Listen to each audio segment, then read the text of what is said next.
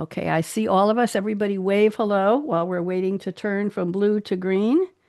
I Mhm. think we're going to start counting backwards from 10. We're halfway there. So let's go. 10, 9, 9, 8, 8, 7, 7, 7, 6, 6, 5, 5, 5, 4, 4, 4, 3, 3, 2, 2, 2, and here we 1. go. Okay, everybody. See, I don't have to say dance. They dance Welcome to automatically. Read My Look at Lips that. Radio, a lively hour of unscripted We are conversations with live. savvy creatives. Producer and host, aka Radio Red, asks novelists, artists, photographers, designers, comedians, actors, musicians, composers, screenwriters, directors, and technology innovators about their creative passion, inspirational muses, and how they create. Ooh, how those lips can talk. Now, here's aka Radio Red. Thank you to the voice of Ryan Treasure for introducing me like he always does. I'm Radio Red in the house. It's Monday. Where else would I be, honestly? This is my fun day to talk to creative people. A lot of the people I invite in the show didn't know that they were creative until I told them they were. Oh, I'm not a singer, I'm not a dancer, I'm not an artist, I'm not a musician. Okay, but do you design your life? Do you talk a certain way, dress a certain way? Do you have a business? Did you write a book? Everything you do, you have created. I don't know about you, but I didn't come out of my mom with a handbook on everything I was supposed to do. Did I, Barak? Did I, Jodi? Did I, Jan? No, we're all figuring it out. So that's what we talk about here. Cool conversations. And since it's been in the 90s here in East Tennessee, yeah, the begonias are going, they're all crumbly and all that. We're having especially cool because it's 90 again today and we've had the AC on. So, to my guest, before I formally introduce you, I want you to wave hello to LinkedIn, wave hello to Facebook twice, two channels, and wave hello to YouTube, of course, to YouTube. Now, I want you to make the shape of the letter L with either one of your hands. I don't care which way you go. And on the count of three, you're going to join me in saying hello, L, L, L, just like that. See if you can match my tempo here. One, two, three. Hello, Hello, L, L, L, L, L. L. Okay, Harrison is our engineer today. Harrison, would you put them down for tied to second place for being in sync and doing it well? It was a little slow and draggy, but they did a really good job. We didn't rehearse this. LLL is lovely, lanky Laura Legs, our most loyal listener. Jodi's our newcomer today. She lives in Whitestone, New York. And Jodi, I've been trying to get her to move to a place with L, so it could be lovely, lanky Laura Legs, our most loyal listener from Louisville or something like that, but she won't move. She could come here with me to Loudon, Tennessee. That would be good. Okay, so LLL at 6:01 p.m. Eastern Time tonight will send me a little book report, and she'll tell me what Jodi said on the show. Oh my! And she'll tell me what Barak said. Oh my! And she'll tell me what Jan said. Oh my! There you go. So she's our reporter extraordinaire. Now today is just hard to believe. It is the 30th of June already. You know, we started, I think, New Year's Eve about 10 minutes ago, and here we are 6 months later. Very, very hard to believe. And I hope all of you who owe estimated taxes put them in because mine was late, but I did them yesterday, so I think they'll forgive me. So let's see where we are now. Let me look at our notes here and see where we are in the calendar. It is the 181st day of the 2025 Gregorian calendar. And we used to use the Julian calendar, Jan, and we were missing people with birthdays in the first 2 weeks of October because Julian couldn't figure it out. And Jodi, so Gregorian came around, I don't know what it was before, after he became a pope, and he said, let's go to a leap year every fourth year and we'll add one day and then we'll give back the October Libra people their birthdays. And it worked. So now we have the Gregorian calendar. There are 184 days left in the year. Nobody cares about that yet. It's the 26th Monday, and I'm the only one who cares about that. So there we go. Now, let's see. It's time for me to formally introduce my guests. And when I call your name, just wave. Here we go. Welcome to Cool Conversations with Creatives on our radiant stage, where sparks of insight meet the muses we engage. AKA Radio Red on her Scarlett mic, so bright, hosts the slick moves of creativity. You know who I got that title from in her live streaming flight. Today, she honors creatives who are stylish, brave, and true, with panelists whose passions inspire everything they do.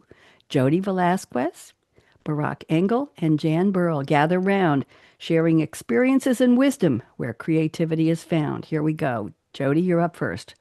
From Pittsburgh roots, Jodi set her pace With a marketing degree and a curiosity grace, she moved with her husband, then motherhood came.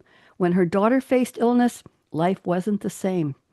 Jodi wrote Slick Move Guide from experience deep to help more stressed out movers find calm and sleep. She's co-hosted TV with Wellness in Sight and crafts healthy meals on YouTube at night. Know the Enemy tells how habits took hold. Her story of courage, nutrition, and bold. Jodi, I hope you enjoyed that. Oh my goodness, that was wonderful. Thank you. I'm glad. And Barak has been on some of my other shows, and he's here today. Here we go. This is an interesting one. At 7, they tested him. His IQ took flight, but school left him restless, dimming his light. A teen tech wizard who taught before 10. That's age, not time of day. He walked his own road far from most other men. From coding to networks to cyber acclaim, Barak built a bold life outside of the game. A founder, a writer with tales sharp and sly, he wrote Cracking the Crystal, Truths Wrapped in a Lie. With wit, with grit and stories, clever and true, Barak inspires with a bold point of view. What'd you think, kid? This is the third variation, I think, and every Yes. time you somehow pull something new out. So that's pretty impressive. I'm very glad you like that. And let's go to Jan. Jan S. Burl rose from deep heartaches, silence, and pain. Then a stroke stole Jan's voice, but not her refrain. A poet, a fighter with fierce great and grit, she turned every setback to fuel her true wit. From farm life to healing with courage that glows, Jan now helps those wounded find hope as they grow. With verses that bloom from her life's winding bends, Jan crafts soulful gardens and uplifts with her pen. I love it, Bonnie. Thank you. I'm glad I'm red today, Jan. I don't know who Bonnie is. Red. Red. So let me add the closing now. So gather round where the cool vibes sway as we dive deep into creativity today with akaRadioRed's Mike lighting the way. They all rhyme in this one. We hope to inspire you. This always makes me cry. We hope to inspire you to live large, love life, and play. So, Jodi, you're our newcomer to me, to my shows. What'd you think? Absolutely amazing. I've never had anyone write a poem about me, so I am just completely in awe. I'm tickled to death. My pleasure. My pleasure. I do this for all my guests. And when I go to the publicity summit, which is where I met you, I now tell everybody if you come on my show, I have a gift for you. I have a rhyming intro. And a lot of people met me in the breakout rooms and said, I want my gift. I want my gift. So I said, pitch me and maybe we'll make a deal there. So there we are. So I'm delighted to have you all here. And now let's go around the table. I couldn't possibly have covered everything in your life. So let's go and get a little more of a deeper dive. 2 or 3 minutes will be fine. Jodi, I'm putting you on speaker view. Officially welcome to Read My Lips. And we'd love to hear a little more from you about the details in between all the highlights of the poem. So welcome. Go ahead.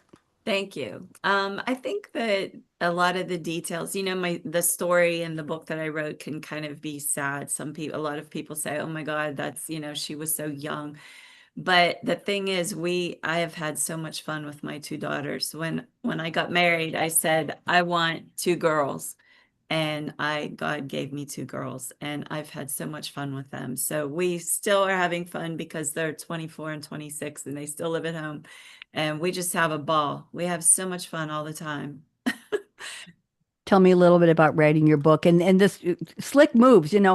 Jodi, I have to name the episode of the show each week with something different, so it'll be catchy. That was because of me. And slick moves, and that's part of what you wrote. So talk to us a little bit about your book about moving. What do you tell people? How do you help them make it easier? Because I've moved about 29,000 times. No, actually about nine major moves. I know Barak is saying, what?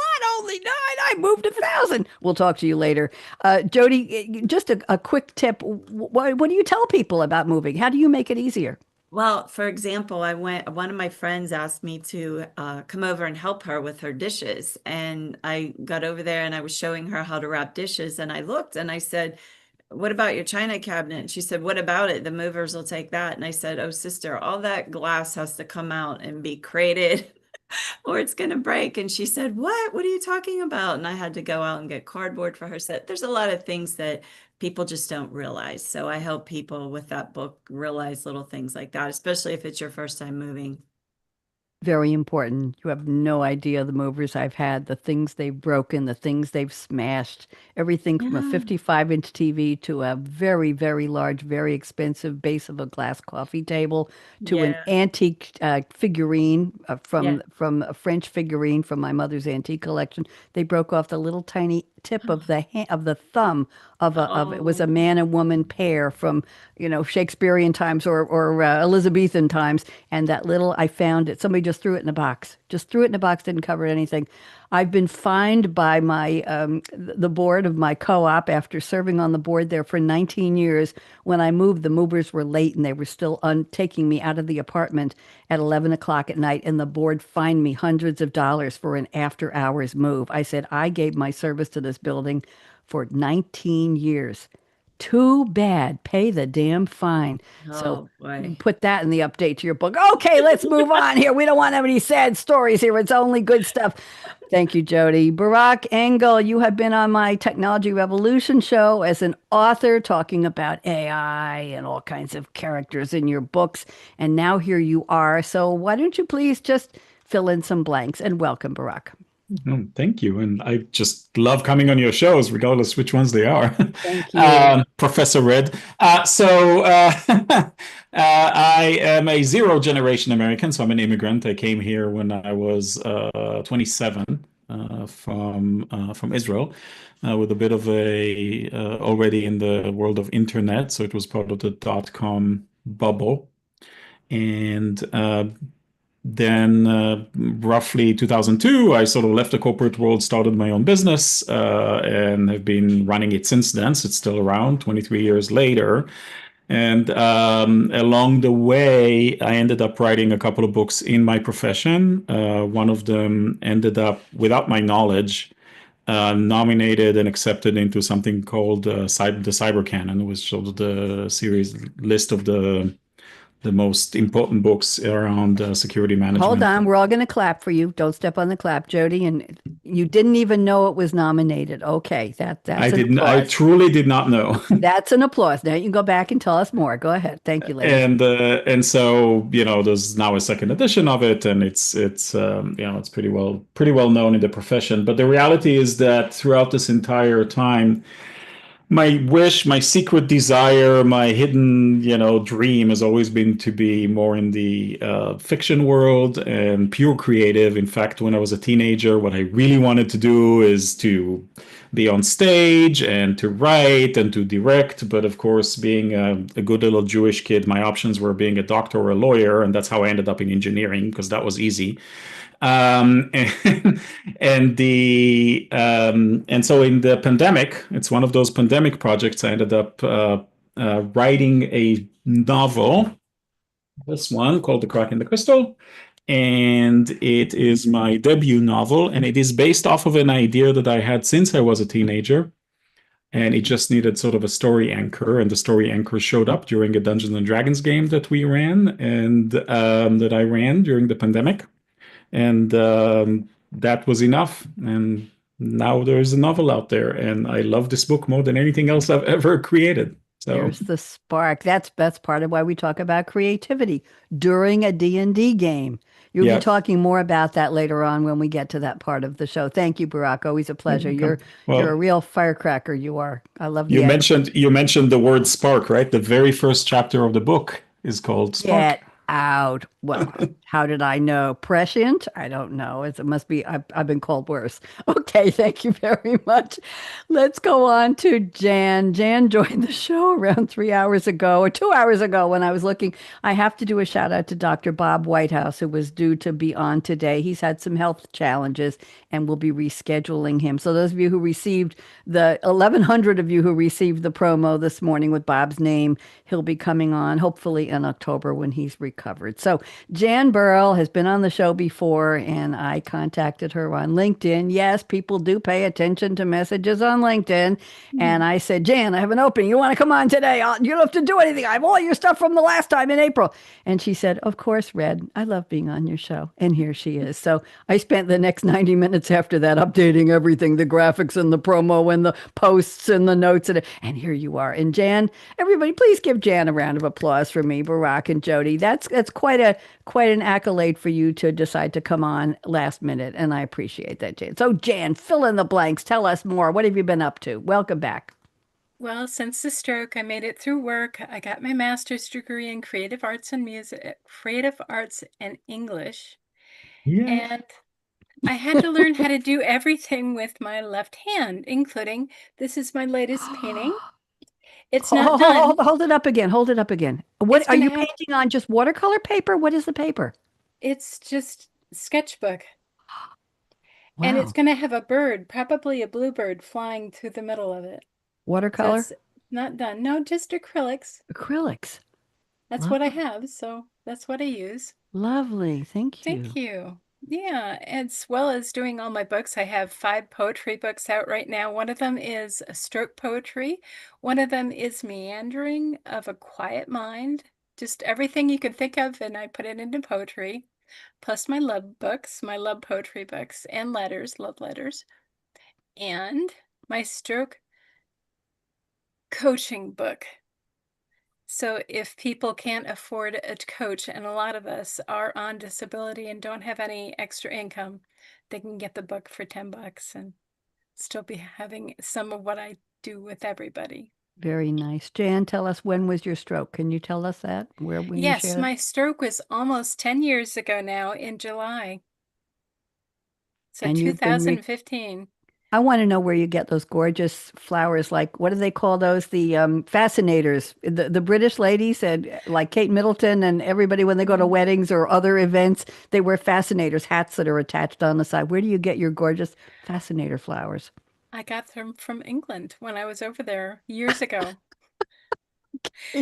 And Very- ever since, I've been a hat person, so that's my brand. That's your brand. I have my little flower here. Sometimes I change the color, but yes. So thank you very much. Jan, thanks for agreeing to do this. Lovely to have you back. And I love your painting. I'm up to about 300 paintings and I'm experimenting. I watch a lot of artist reels on Facebook now. You know, when you go on Facebook and you click reels and you see everything 30 seconds forward. And there are a couple of artists who are doing different techniques. So I'm experimenting, but I'm mostly using acrylics and glitter and other materials. And I'm using 12 by 12-inch canvases, stretched canvases. And I've ordered probably 50 canvases that are in boxes under the big table in my art studio. So I'm going to get to the bigger and bigger size as I get braver and braver with the new stuff. I might show you all some of my stuff later on if I have a chance to go grab something. Okay. Thank you all for the bios. I'm glad you all enjoyed the poem. Show's over. No, it's not. Okay. So now let's go to the part of the show. Jodi, you'll get used to my sense of humor. Let's go to the part of the show where we're going to talk about, you've each been asked and very graciously agreed to send me a quote, fictional quote from a movie or TV character or a song lyric. I'm going to read the quote with a little bit of background, trivia, some people call it.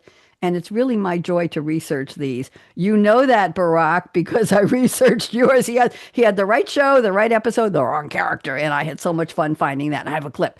So what Jodi has picked is a quote by Zach Mayo, played by Richard Gere. And it's a classic movie, 1982's romantic drama, An Officer and a Gentleman. Deborah Winger was in it as well, and Lou Gossett Jr. I'll get to the quote in a second.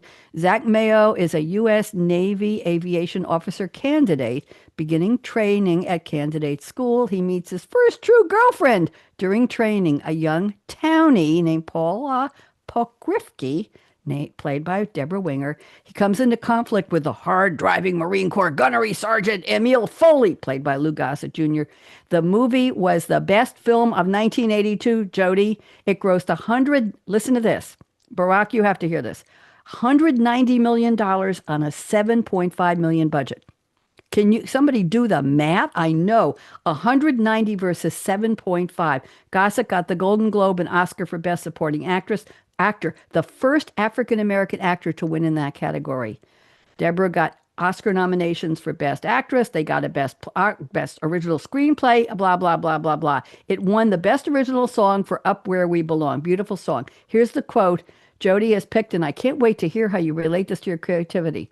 Want that wall, Seeger? Don't you let go. I probably messed that up. Okay, Jodi, how'd you pick it? How'd you find it? And tell us what it means to you. Go ahead. Well, first of all, I just want to say that writing nonfiction is difficult, especially medical nonfiction. And I did not even know how difficult that was. And there were points where I wanted to quit. But I wanted to write that book for my daughter. And it ended up, I found that with our food and nutrition today, I said, this is going to be good for everybody. But I had a goal, and my goal was to finish it. And I'm kind of a perfectionist. And I just felt like I just wanted to throw it out in the trash on Thursday night when the garbage man comes. And I pushed myself and I finished. And I often thought of that quote, like, you can do it. You can do it. You just got to get over this wall. You got to do it. So that was my inspiration and inspired me. That's a wonderful story. Thank you very much. Did you see the movie? Do you remember the movie? Did you enjoy the movie? And you make me want to watch it again. But I did want to throw in to Barak that I am at heart, want to be a fiction writer. I wanted to get these 2 nonfiction books out of the way. I don't even know how I ended up doing them. I want to help people all the time, but deep down inside, I want to write romance. Yeah, and in a way, I have to echo that because I wrote I'll say this, writing in your profession, for me anyway, in my profession, was almost like the half step because it's easier. It's stuff that I've mastered. I know I'm very good at it. I know that I have something to say that's valuable. A fiction, like a novel, like who am I to write a novel, right? Exactly. It's like, and so I think there's an extra step there that it's emotionally, you kind of have to convince yourself that you deserve to be able to write a novel. You know what I mean? I have started, Barak. I have started. Oh my goodness! How far along are you? I got a good bit of stuff down. I showed my daughter the other night, and she goes, "Mom, you have a lot." I said, Jodi, I've been working on my first novel. It's a novella. I am now working with an editor. We're up to page 75. We work 5 hours on Sunday afternoon. I'll tell you all after the break, after the show, who my editor is. I think you'll get a kick out of this. And it's written based on some personal first-person experiences in another place I lived, and I'm using a pseudonym because if the people who were there knew I wrote it, they would come after me. And I have a warning to them. I have a couple of disclaimers, and one is this could be about you or somebody you know, so get over it. Get a new therapist or get a lawyer or do something or just go for a walk in the woods and forget to come back. It might be true. Anyway, I'm having a blast writing it, but I have written 3 romantic comedy plays that I produced in my TV studio on Long Island, and I can send you all the links. They're posted on my Vimeo channel, which is costing me a fortune, and I don't post to Vimeo anymore, but I have to keep it up because I have so many shows there. But Jodi, one night at 1 o'clock in the morning, I decided I want to write a play, and I didn't know how to, so I Googled how do you write a play, and I found a Playwriting 101 manual. It was a Word document. I downloaded it. It said, this is the font you use. This is the letting, your space between the lines. This is how you introduce the setting, the characters. This is how you describe. This is how you say curtain up, curtain down. I copied that into my own document, and in 3 nights, I wrote my first play. And then I went to my TV studio, and I found community actors who said, we're doing so many plays right now. We can't memorize. So I said, fine, we'll set up teleprompters for the 3 actors. We'll hide them behind the cameras. The 3 cameras shooting us. Green screen. I'll send you the link. It looks like they're in a cab in New York City outside Penn Station. You would not believe it was done in an empty studio against a green curtain sitting on chairs. It came together beautifully. And I directed it. I cast it. I coached them. It was such an experience. And then I wrote a second play and a third play. And each one was more ambitious. I would love to see them. But I'm saying, if sometimes the seed, the kernel of what you want to write could be a short play and maybe not just a novel. So I'm just throwing that out there, but I'll send you all the links after. Thank you for sharing that with us. Let's go to Barak. I love the conversation here. This is why we're here. Okay, Barak. He sent me a quote from what else? The Big Bang Theory. It aired from September 2007 to May 2019. 12 seasons, 279 episodes. It was filmed in front of a live audience. Did you know that, Barak? You probably did. Live studio audience, and it was produced by Chuck Lorre Productions with Warner Brothers handling the distribution. 5 characters. We know that in Pasadena. We know who the characters are. But the whole scene, let me write the scene here let me say it out loud. It was season 2, episode 11. It aired on December 15th, 2008, and the episode is called The Bath Item Gift Hypothesis. Sheldon Cooper, one of the protagonists, portrayed by Jim Parsons. Okay. And he's talking to Penny, who is a fictional character. She was the primary female character, and she's the roommate of Dr. Sheldon Cooper and Leonard Hofstadter, who became her husband later. So here we go. Barak, I'm going to read the scene. Penny gives Sheldon a napkin signed by Leonard Nimoy as a Christmas gift. Here's what happens. Sheldon says, "Oh, a napkin?" And Penny says, "Turn it over." He reads, "To Sheldon, live long and prosper," signed Leonard Nimoy. Penny said, "Yeah, he came into the restaurant where I work. Sorry, the napkin is dirty. He wiped his mouth with it." Sheldon says, "I possess the DNA of Leonard Nimoy?" Penny says, yeah, I guess so. But look, he signed it. Sheldon says, and here's the quote Barak has picked, "Do you realize what this means? All I need is a healthy ovum and I could grow my own Leonard Nimoy." And Penny says, "Okay, all I'm giving you is the napkin, Sheldon." So that's the quote. Barak, I had such fun looking for this and finding it and watching this scene. The clip was so hysterical. I hope I did justice to that. I don't do a good Penny and Sheldon. But anyway, tell us why you picked this quote. What does it have to do with you? Go ahead. I mean, does everybody do a good Penny and Sheldon other than those two? Penny and Sheldon. Right. The way Jim Parsons acts this scene, it's like he starts shaking as he's holding the napkin, right? And it's like, "I possess the DNA of Leonard Nimoy." It's like this reverence that comes in. But the reason I picked this quote is, to some degree, for me, that feels like when there's a spark happening, when there's a creative thing happening, it's because, and it doesn't necessarily have to be a thing. It could be something somebody says. It could be something happens. And suddenly I feel like Sheldon holding that napkin and basically, oh my God, all I need is a keyboard and a moment to myself, and I can grow my own little story or whatever it might be. In a way, it's the essence of creativity for me is exemplified in that. And so that's why I picked it. Plus, it's my favorite TV show ever. So it had to come from there. That's beautiful. That's quite a thought. Yes, it's that little tiny, that's something, the DNA of Leonard Nimoy, that seed of a thought. Yes. Yes. And I had the seed of a thought, Jodi, for my novel a couple of years ago. And I just started writing and writing and writing. And then I decided to make it into a almost murder mystery. So I wrote and wrote and wrote. And then I divided it into 2 parts, and I wrote and wrote and wrote. And then one day I said, oh my God, if I want this to be one book, I got to put them back together. So I started integrating the 2 parts together. And then I realized I needed an editor. I think it's all written. It's just in the cleanup phase, and it's outrageous. It's scandalous. It's sassy. It's a satirical novella. That's how we're positioning it. And I'll show you all a little bit of it, but it's wild. It's a different style than I think most people write. And I'm just It sounds like you have those writing bleed outs where you just have to get it all on paper and it. Yes, absolutely. When I wrote my plays, I wrote them in 3 nights. I just, from 1 till 4 in the morning, and I had a full-time job. I just sit and write. And I'll tell you something, when you're writing a play and it's short, the characters talk to you.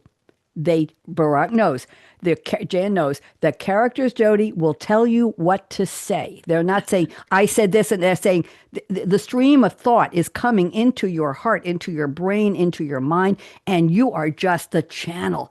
I didn't write what these people said. They said it. It's a phenomenal feeling. It's a little eerie, but I'll tell you that years later, I was in Durham, North Carolina, and I decided to have what I called a cold reading salon event. And I posted it, and 25 people showed up. And I printed out things that I could legally print out, short stories from Roald Dahl, who wrote, Charlie and the Chocolate Factory, and other things that were permissible to take from the web. And I printed them out and I wrote on top, it was a monologue, it was a dialogue, or it was a scene. And I threw them on a table. And I said to everybody, okay, come up and pick something off the table. I had about 30 different plays, short plays, long plays. I said, pick something and then sit down. I'm giving you 5 minutes. 5 minutes exactly to just skim through what these printouts, I used a lot of ink, I'll tell you, what these printouts say, and then decide how you're going to approach it. This is a cold reading salon. And I said, who's brave, who wants to come up? Somebody raised their hand. They came up and they delivered their lines and their scene. It was so much fun. But I put a scene from one of my own plays into that set, and somebody picked it. And they're up there reading this scene, and I am laughing hysterically. And then the light bulb went off. I said, that's my play. That's my play. I wrote that. I didn't realize that somebody had picked it. And I am laughing hysterically. And I realized it was that fun. It was that funny. It was that good. And it reinforced what I thought about these characters telling me. You'll see when you get the play link. So thank you very much. And we're going to go to Jan's quote. Jan is quoting President John Sheridan, played by Bruce Boxleitner, to G''KAR, G-Car, played by Andreas Katsoulas, in Babylon, space opera TV series, season 4, and the title of the episode is The Paragon of Animals. It aired on February 4th, 1998. Let's see, after a 1993 test pilot movie, Babylon 5, The Gathering, Warner Brothers commissioned the series for Primetime Entertainment. It debuted in January 1994 for 5 22-episode seasons. That's a lot of writing there. Human military staff and alien diplomats are stationed on a Babylon 5 space station built after major interspecies wars as a neutral ground for galactic diplomacy and trade. It's even hard to say that, Jan.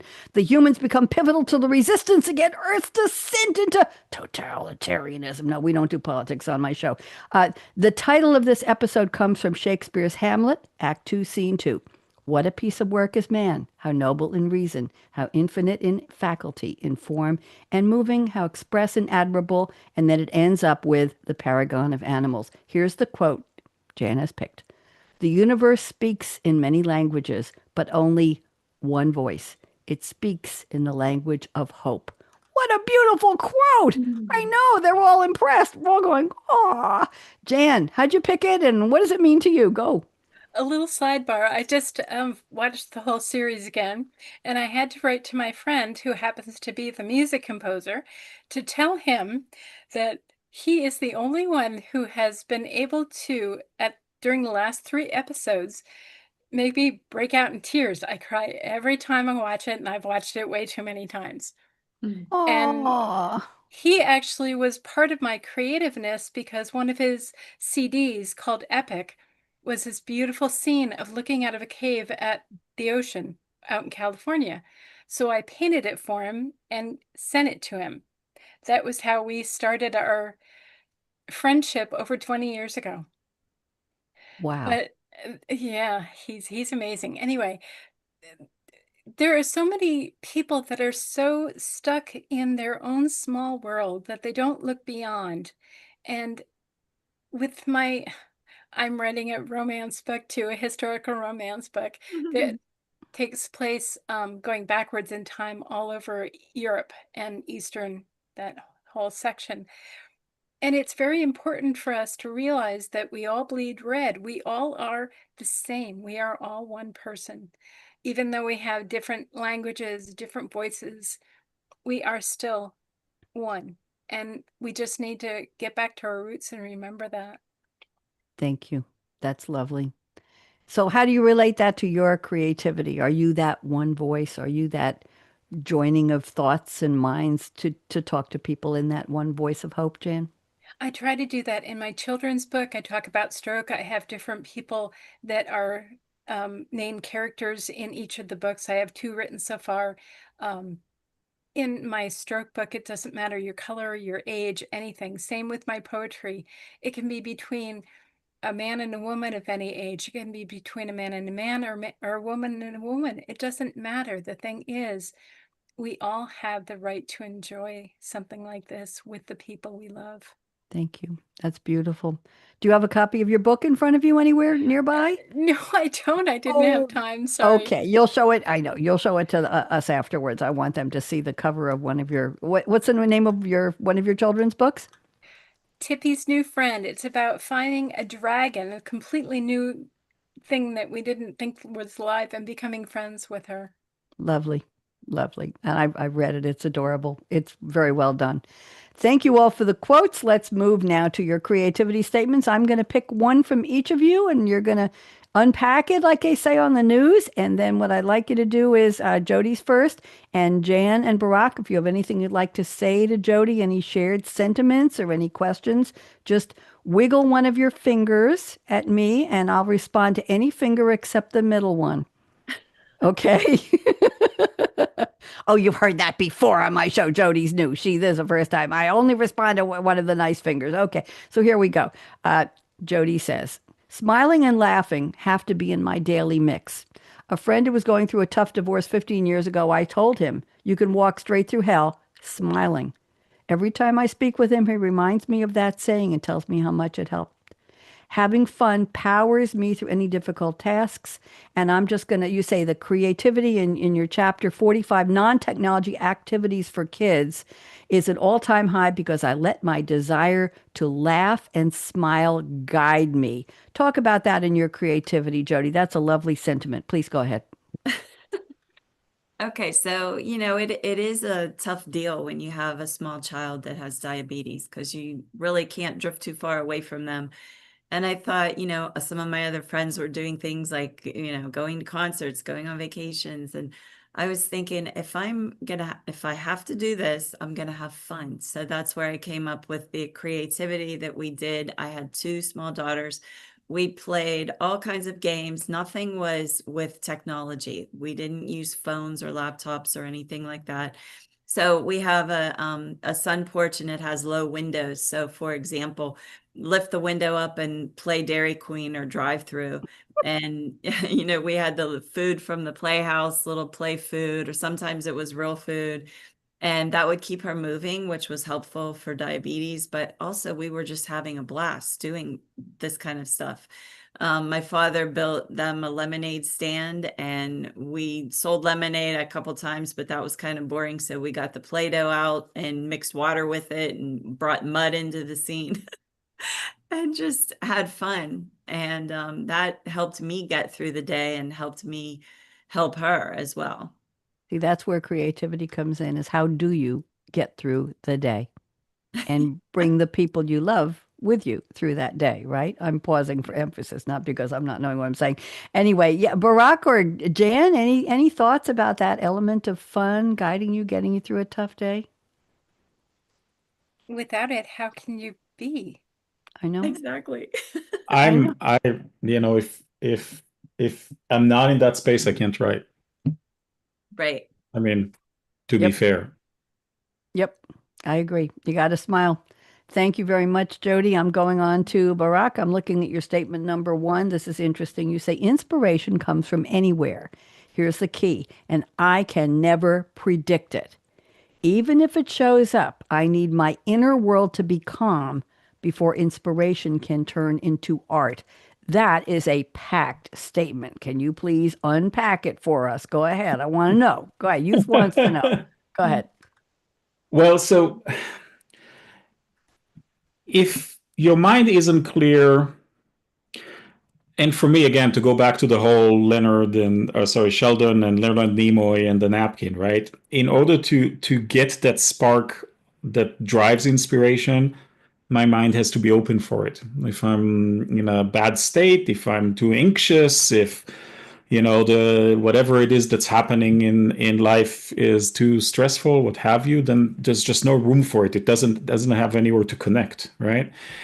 And even if it connects, the other side of that coin is that, because you kind of have to flip it in order to move forward, is the ability to then express that. And I find that it's impossible to express if I'm not calm or in a good space, which is the thing basically that Jodi just said. It comes in, it connects, but then it sort of dissipates and you forget about it. Now, I have my little black book where I write little inspirational things as they happen if I don't feel that I can convert them into something in the moment. But the reality about all this is that usually when something like that strikes and you're in the right mindset, you want to put it out there immediately. There's no waiting. As far as I'm concerned, it's like you gotta you have to find the space and you have to put, because there's something about the way the words come out. And my art is words, right? So I suppose that if you're a musician, it's another way. If you're a painter, it's another way, right? But for me, the way the words come out when I'm really there is different than and that's, I think, another of the statements I gave you. And all of that is dependent on the state of mind that I'm at. True. Very, very true. That state of mind. There are days when I promise myself I'm going to edit another 10 pages of my book with my editor. We go one page at a time, by the way. The chapters are very short, but there are a lot of them. And there are days when I say in the morning, I'm going to spend the day editing, and I will do anything except edit. I will vacuum, which I hate. I will clean the refrigerator, which I hate more. I will play Free Cell 199 times, which I enjoy. I will tend to my plants and pick out all the dead leaves. I have a whole bunch of plants on my kitchen window, which I enjoy, actually. I will do anything. And at the end of the day, I'll say, but you didn't work on your book. And I'll say, my head wasn't into it today. Right, Barak? Yeah, I mean, so I'm going to make a controversial statement, which Please. is that the pandemic was wonderful for a while.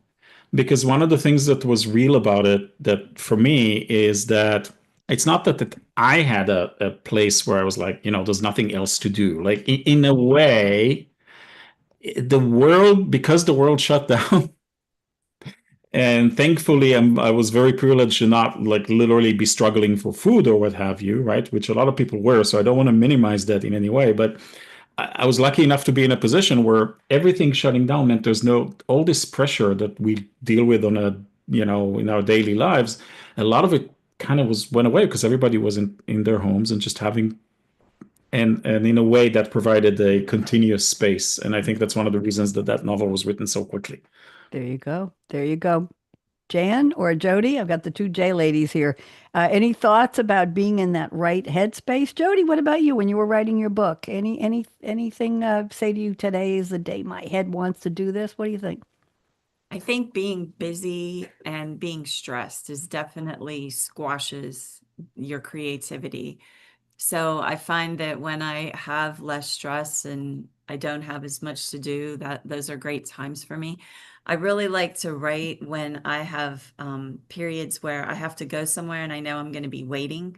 I mean, if it's the doctor's office or wherever, if I know I have an hour or I have to sit in the car, I take a notebook and just Yes. write, because that's when when I have Yes. downtime, I allow myself to be creative. There you go. Jan, what about you? My mind wakes me up at 1 to 2 o'clock in the morning and will write until 5 o'clock in the morning, where it lets me go Yes! back to sleep. I knew I liked you. Yes, yes. And you will go back to sleep at 4 or 5. So how much do you write? Is this a book? Is this a poem? Is this a drawing? What do you do for those I hours? usually write 3 or 4 poems, or I work on a chapter of one of my books, or like There you Kitty go. Goes to California. Is that adorable? Barak, look, and Jodi, look. Is that There's adorable? there she There's the is. dragon. There's the dragon. Yeah. Beautiful. Thank you, Jan. You're That's lovely. welcome. It's just the hour of the wolf. If it's not the hour of the wolf, I can't write. Interesting. Okay. Very interesting. Yeah, there are times when you're just in that mood to write, and times I will tell you all that I belong to an online poetry group at Writer's Digest. Barak, you probably heard me say this, Jan might have. And we get a prompt early Wednesday morning in every month except April and November. And I'm one of 30 or 40 poets, I assume from around the world. We all seem to be English speaking. And we post on this website, and then we give each other a thumbs up. Nobody gives a thumbs down. And then we make comments like, yes, I understand that, or wow, you're talking to me, or great ending, or I love I love this, reminds me of such and such a song or a poem or something like that. And And it's a sense of community, but it gives me that outlet. And if anybody wants, it's a free site. You just register on Disqus, disq.us, I believe it is. You just put in your name and an icon if you want and a password, and that's it. And then you're entitled to write on the Writer's Digest. But what's fun is that in the months of April and November, we get a prompt every single day. And I write on an average Wednesday 3 to 5 poems. And during those months, I write 5 to 8 poems a day during those months and I've been doing this for 2.5 years. I think I've written about 700 poems, Jan. And I have one little Canva book I did about 2 years ago called 30 Poems Hath April 2023. And that's when I was starting. And they're very emotional. Some of them are funny and some of them are cute and they're very emotional. And I give the prompt at the top and then what I interpreted it to be. And it's a wonderful outlet because it's something I do every Wednesday. And I look forward to it, to have that. And I'll read you a couple of my poems before we're finished. So thank you for that. Let's go on to a statement from Jan. Jan, I was going to pick the Hours of the Wolf, so I'm not going to pick that one. Here's one. You say, my creations, both in painting and my words, come from a place in my mind that some call the subconscious, but I call it my muse. It speaks to me in pictures, in thoughts, and with music, and I listen. That's a poem in itself, Jan. Okay, Jan, tell us a little bit. I think Jodi would probably enjoy hearing this, and I know Barak is waiting too. Go ahead, Jan. A lot of my poetry, especially my older stuff that isn't necessarily about love, comes from listening to musical songs, no words in them, but yet I see what they were trying to write. And the whole poem just comes out at that point, and it works. I've done quite a few for Chris as well, but it's just what I hear, I see. It gives me pictures. It's lovely. That's a lovely thought. Do you get pictures too, Barak, when you're writing? Do images come to you of your characters or places or themes? Oh, they do. Okay, talk. Go ahead. The problem is that I'm going to have to go into one of the statements that I was making, the third one. Do you want me to just go ahead and say that? Hold on. Let me see what it was. I know I didn't pick it for a reason. Let me see what your third statement is. Hold on. I've got it here. Jen. Go ahead and tell me. I don't see it right now. The chorus in my head when writing fiction is probably diagnosable. Yes, that was cute. Go ahead. Right. So, and I'm going to tie it back also to something you said earlier about, when you're writing something and the characters are in your head and they're talking, right? It's even beyond that. It's not just that they're talking and I'm trying to capture what they're saying. They will literally, when I was writing, for example, I was writing this novel, but this is true in other situations. One of these characters is this woman who is, she would not let me slide with anything. If I did not capture what she was saying, she literally in my head, she's like, stop, go back. That's not what I said. This is how I said it, right? Wow. And it is I feel schizophrenic sometimes because there's all these people in my head that are very, very real, and they are sitting in a place, and that might not be the same place, but it's so vivid, and so it's just a matter I can close my eyes and type, and just type what I see and what I hear them say. I don't think there's escaping that to some degree. No, I call it channeling. They're just there. They want to speak. They want to speak through you. Jan, you have to introduce your friend there. Who we got? This is Tippy. Get back on your mic, Jan, so we can hear you. Oh, this is Tippy, who is my Tippy Goes to California and Tippy's new friend. Aw, bring Tippy in just for a second. We wanted Barak is swooning here. Come here. Come on up. Come up. Come on, Tippy. There. Oh, hello, Tippy. What mix is Tippy? Tippy is a mix? Yes, she is. She's a border collie and a bunch of other things that we don't really know what. So that's a nice poetic mix there. Thank you, Jan. Yeah. Thank you all for the statements. I have a couple more things to do. We got 7 minutes left, but I want to read you two of my poems, and I hope you'll enjoy them. These are both acrostics. I write in extended limericks where I break the fourth wall, if you will, on the last line of the limerick and make it like its own story that ends up with the rhyme with lines 1 and 2. My limericks are very long, not the ones I'm going to read to you. And I love acrostics. I love a disappearing nine. Do you all know what a disappearing nine is? A poem? You start out with 9 syllables on the first line and then 8 syllables, 7, and you ended up with 1 at the end. Also, I write in tricubes. A tricube is 3 syllables times 3 lines is 1 stanza, and you write 3 of those. So it's 27 syllables total. Tricube, 3 by 3 by 3. You can look up poetry forms. There are 126 different poems, but these are ones I've been exposed to through this poetry site. So I'm going to read you two of my favorites. This one is called, what the prompt was, blank like blank, and it's an acrostic, and I call this Silly Like Me, and the words are BLANK, LIKE, BLANK, blank like blank, and each one is a word in the poem. So here we go. Believe in love, always, never kiss a leprechaun in a kayak. Every boat's like a nervous kangaroo. It's one of my favorites is to find a nonsense word for each word. Now here's one of my favorites. I read this almost every week on the show. Here we go. This is Night Shift, NIGHTSHIFT. And here this was written on July 24th, 2024. Never quite really at rest. It's the life of a creative.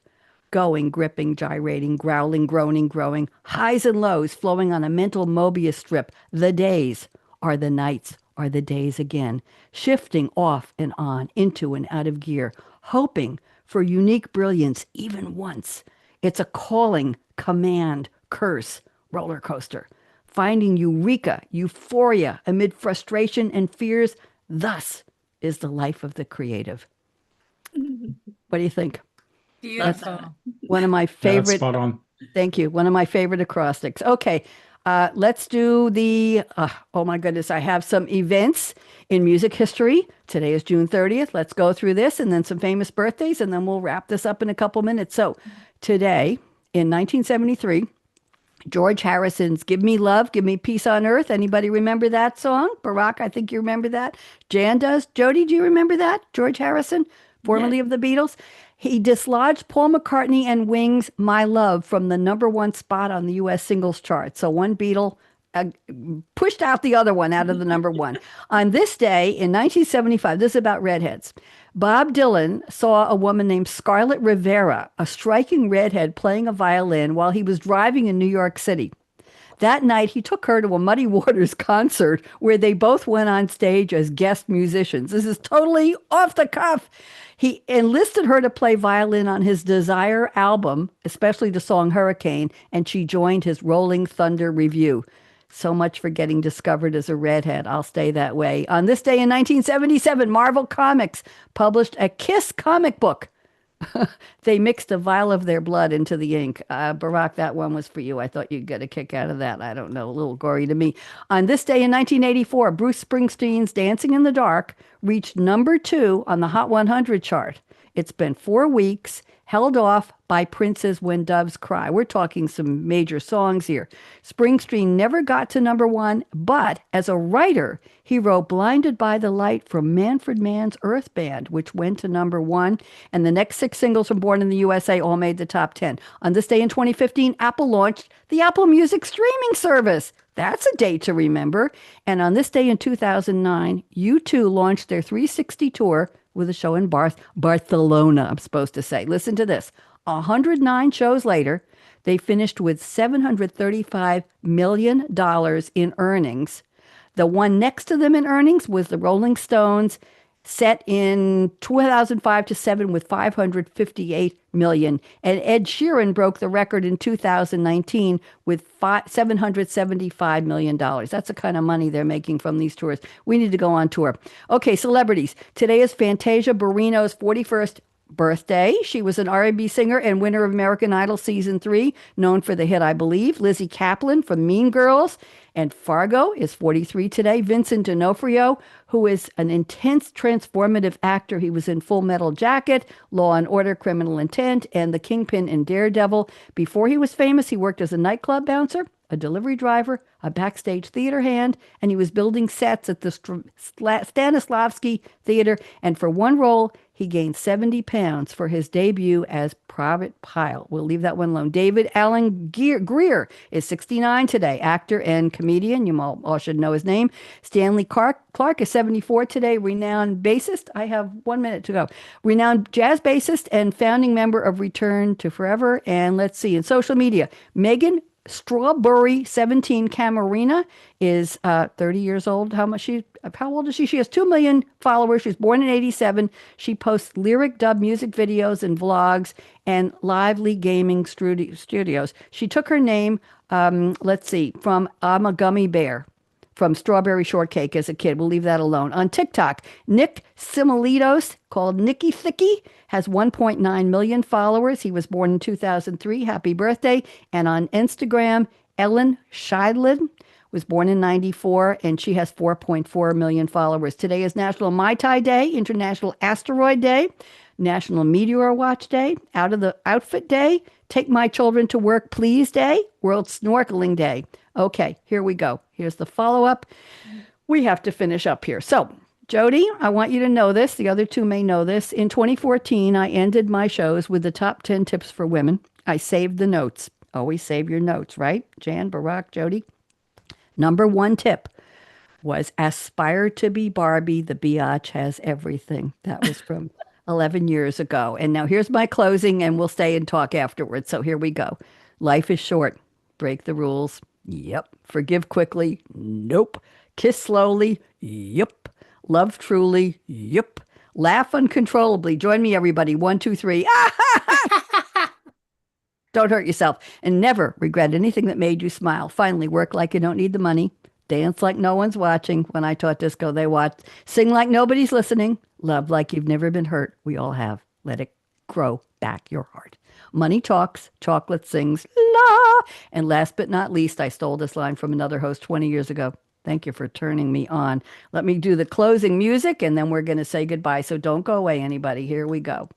Blah, blah, blah. On Read My Lips Radio, producer and host, akaRadioRed, invites you to eavesdrop on her live, unscripted conversations with smart, savvy, creative people as she discovers what makes them tick, where they find their inspiration, when creativity first became their passion, and how their creative process can inspire the rest of us to think out of the box. Enjoy akaRadioRed's always lively, cool conversations with creatives. Oh, how those lips can talk. Thank you very much, akaRadioRed, saying that's enough. And we're going to be back next Monday with another show. Thank you, Jodi Velazquez. Such a pleasure to have you. Don't go away. Jan Burl, thanks for joining me. Know the Enemy. There you are. Barak, Engel, always a delight. You're going to come on one of my other shows soon, I think. Everybody, say goodbye to streaming. We're going to go out now and